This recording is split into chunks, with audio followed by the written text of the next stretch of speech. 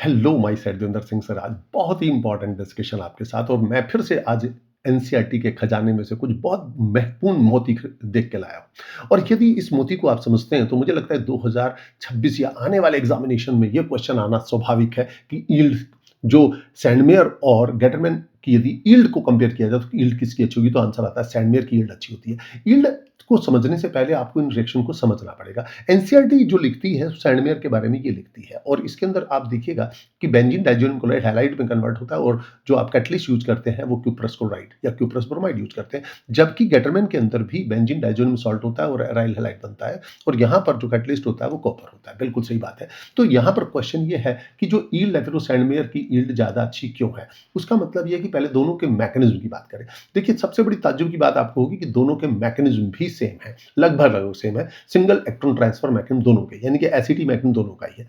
और दोनों के अंदर, यानी कि साधारण भाषा में कहूं कि दोनों में ही फ्री रेडिकल बनते हैं। बस होता यह है कि जब हम यूज कर रहे होते हैं गेटरमैन रिएक्शन, तो गेटरमैन रिएक्शन में हम कॉपर का इस्तेमाल करते हैं, और कॉपर की एक टेंडेंसी होती है कि जो हमारे फ्री रेडिकल को कन्वर्ट कर देता है, किसमें, बेंजीन में कन्वर्ट करता है, जिससे कि यील्ड इसकी कम हो जाती है। यानी कि हमारा कुछ कुछ फिनाइल फ्री रेडिकल जो होते हैं वो बेंजीन में कन्वर्ट हो जाते हैं, बजाय वो हैलाइड के कन्वर्ट होने, जिससे यील्ड कम हो जाती है। तो इस तरीके से हम ये कह सकते हैं कि जो यील्ड है वो सैंडमेयर रिएक्शन की ज्यादा आएगी, क्योंकि उसके अंदर फ्री रेडिकल रिड्यूस नहीं होते, जबकि गेटरमैन में फ्री रेडिकल रिड्यूस हो जाते हैं कॉपर की मदद से।